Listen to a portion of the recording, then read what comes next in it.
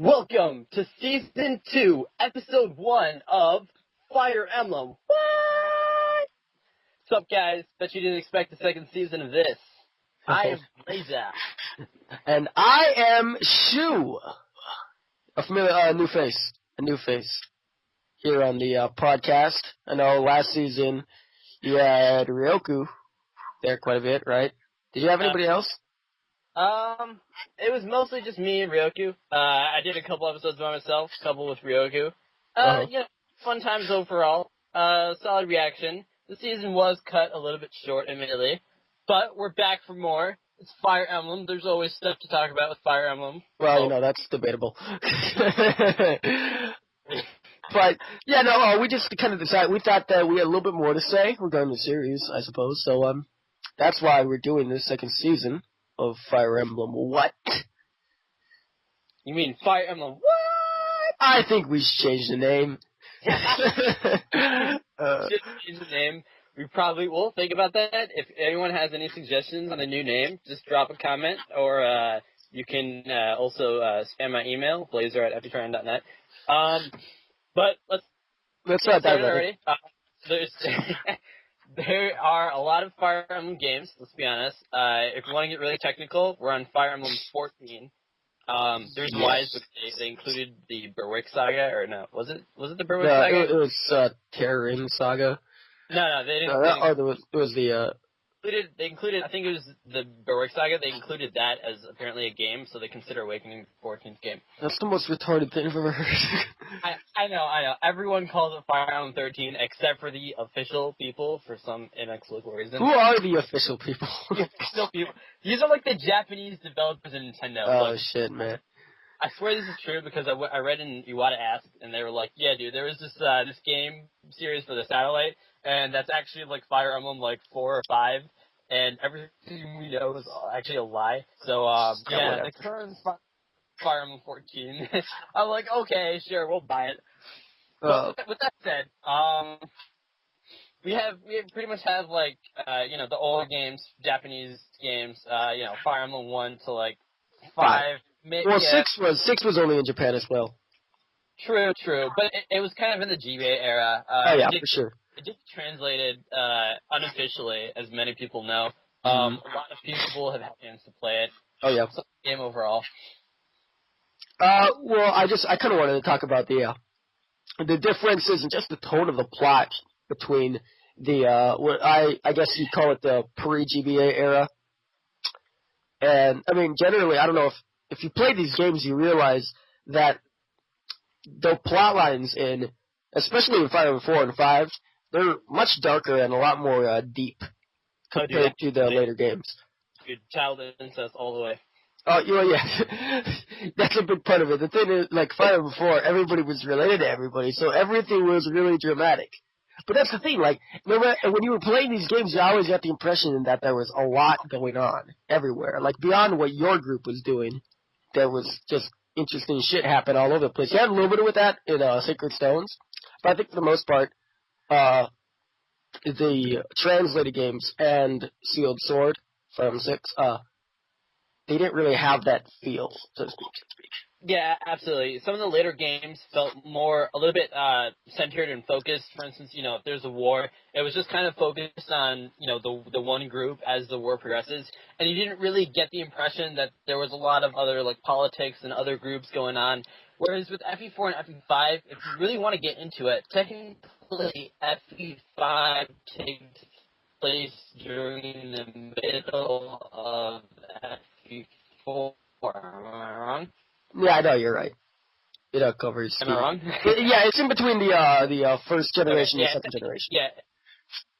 Right. So, I mean, if just based off of that, you can already tell that if they made a game that takes place in the middle of another game, that just shows like how relatively deep the plot is. Because there's like a whole other game while this game is happening. It shows that it's not just focused on one hero and one like set of events in one place. The world's actually a lot bigger than that.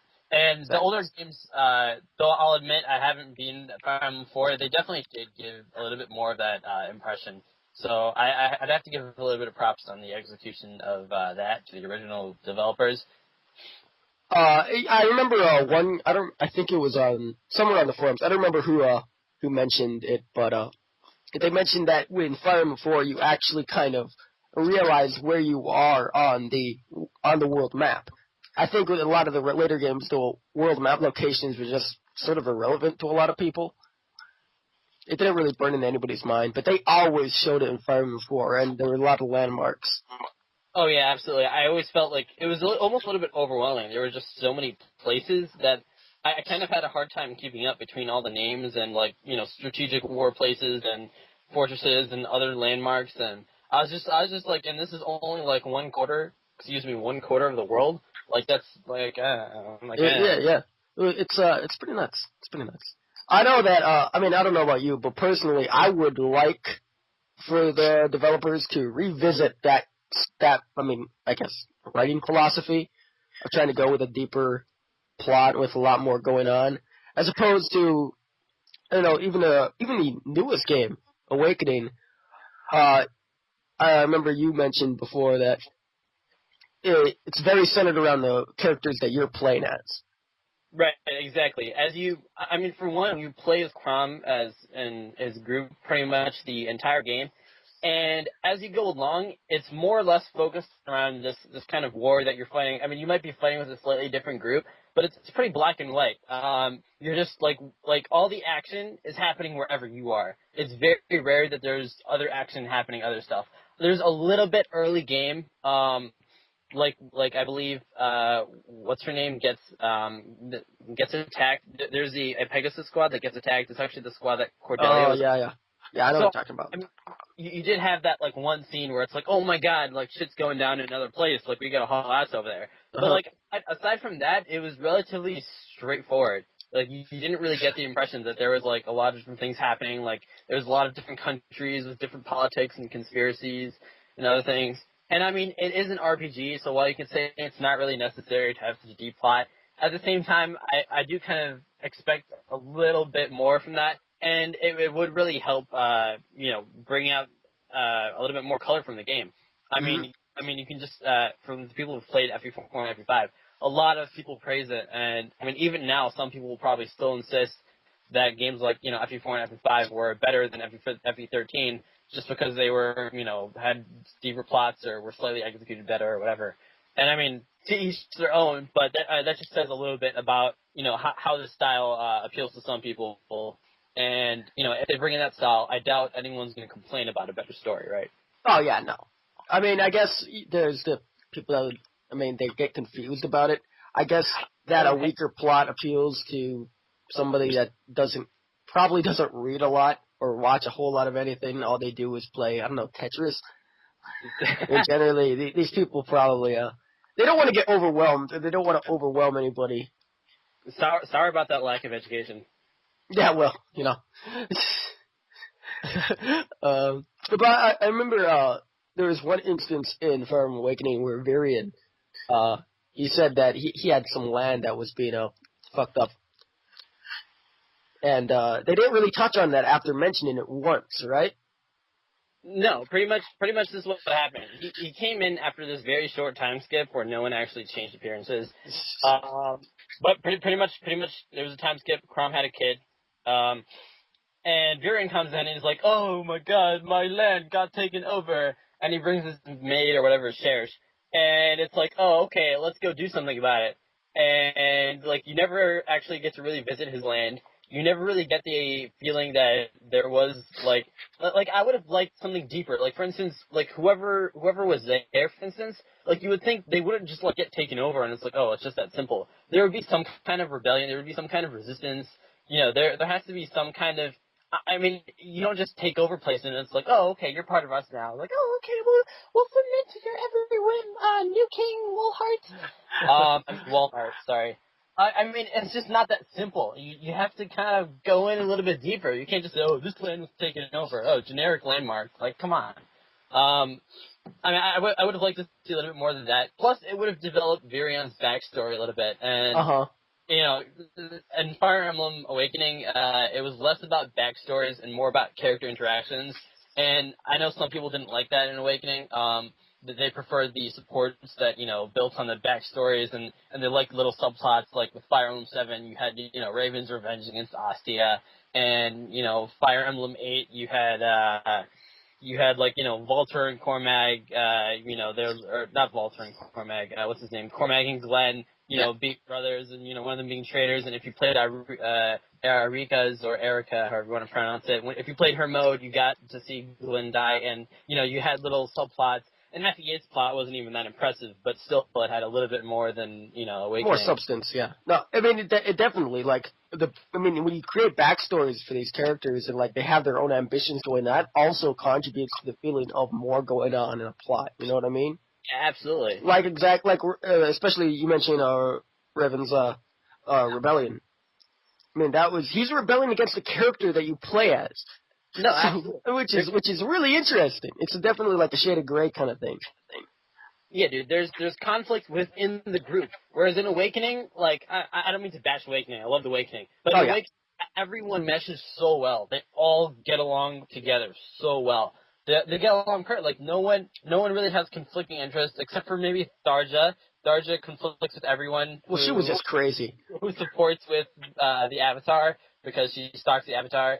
And Cordelia conflicts with anyone who supports with Chrom because she stalks Chrom. But like romance aside, there's no real, internal conflict. There's no real, alternate ambitions. Like Hector's mode, FE7, that actually added a lot to the plot with Hector. It really developed Hector because he had to. Yeah. I mean, Eliwood didn't really notice as much, but Hector had this whole subplot with other being sick and other ultimately, dying, and Hector's like, oh man, other died, and now I have to take over, but first I gotta take care of this, And I always, this one line got to me, in Fire Emblem 7, and I hope you don't mind me, taking over for a little bit, but, there's this line in Fire Emblem 7 when you have Hector fight Nurgle, spoiler alert, Nurgle's pretty much like, if it was just Eliwood, like, this wouldn't be a game. Like, this wouldn't be a fight. Like, I would have been successful, and there'd be no, like, there'd be no contest, essentially. But he said it was because of Hector, like, pretty much Hector was, the pain in his ass.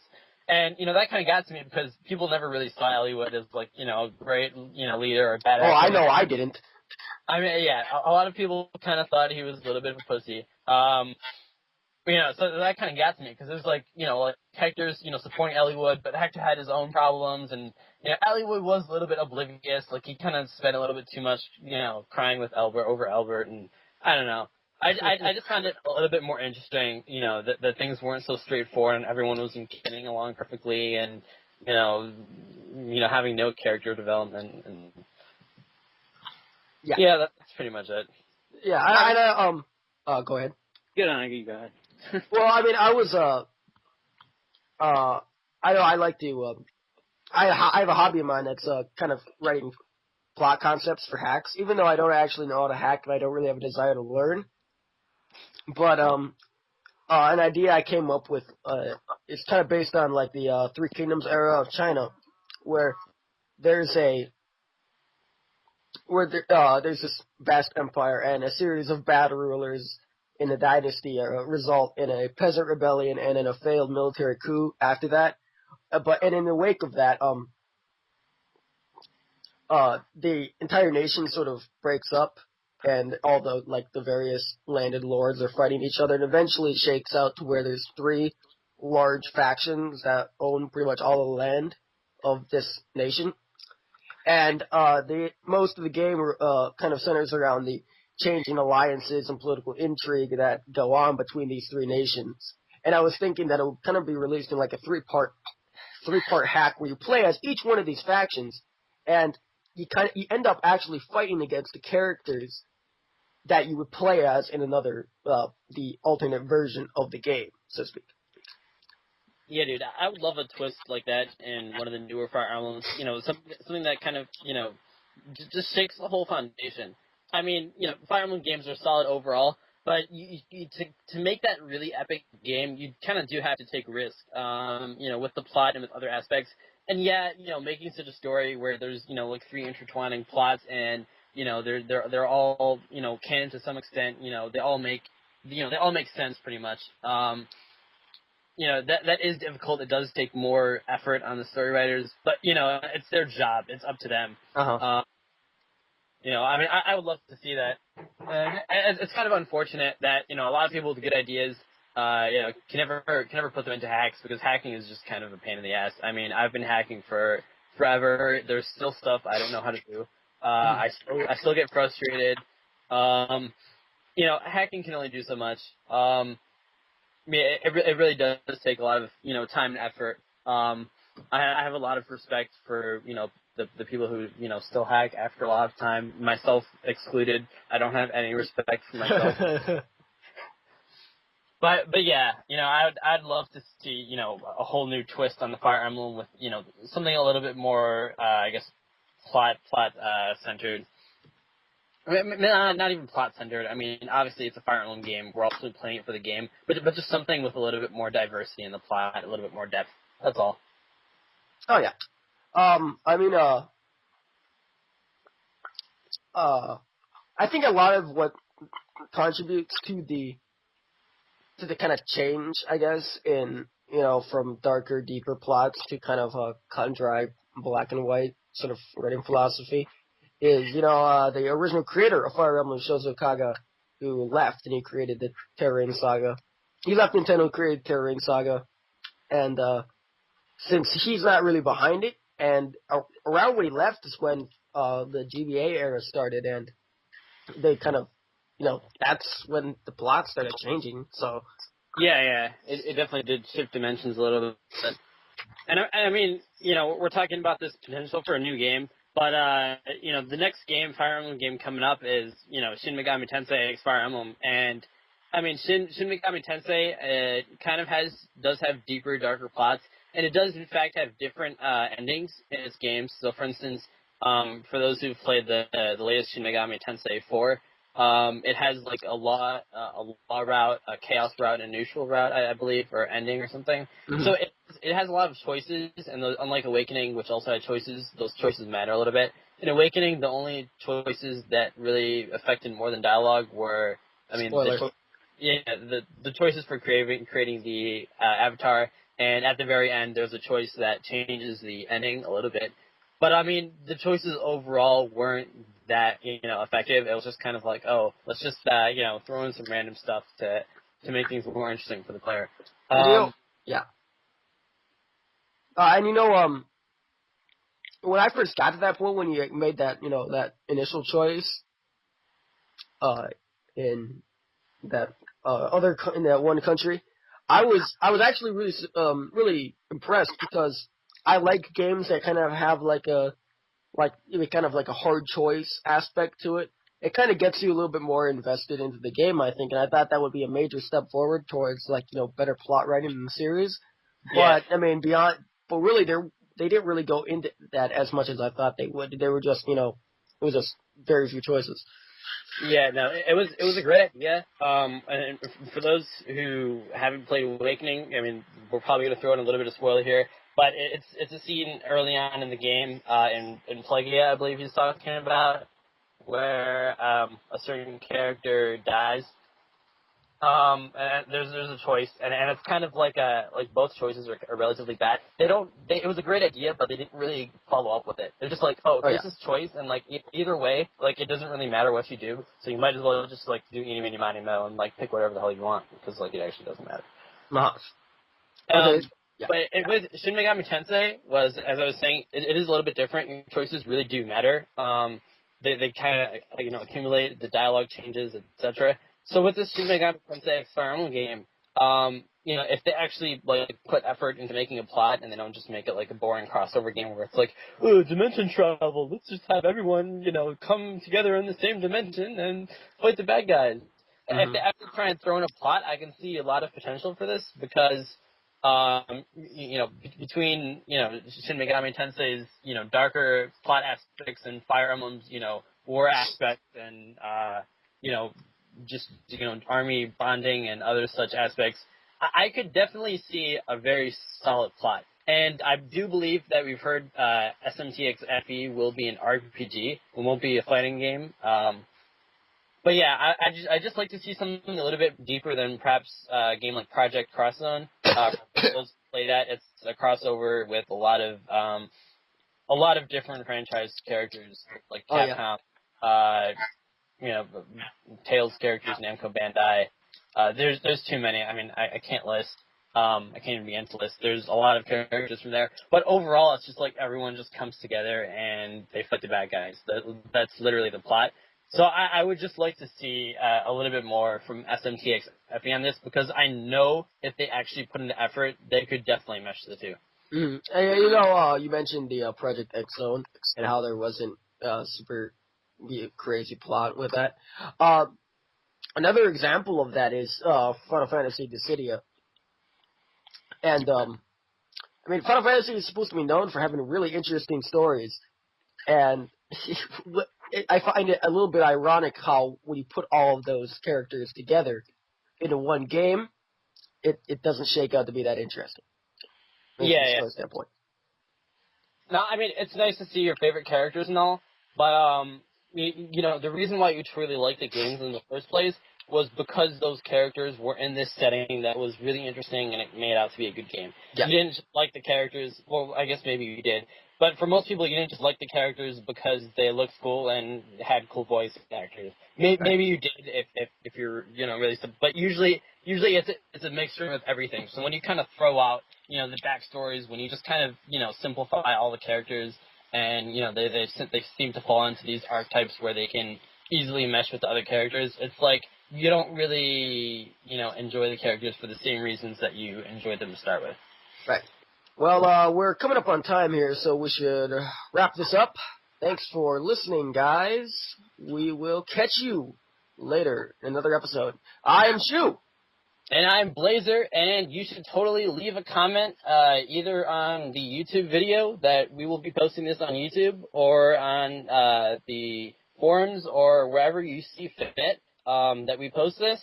Let us know what you think. Let us know what you'd like to hear about next time. We'll be happy to talk about almost anything. Fire Emblem related, though. Roughly Fire Emblem related. We're willing to go a little bit out of our bounds. Oh, yeah. All right, well, I'll catch you later, guys. Yep, absolutely.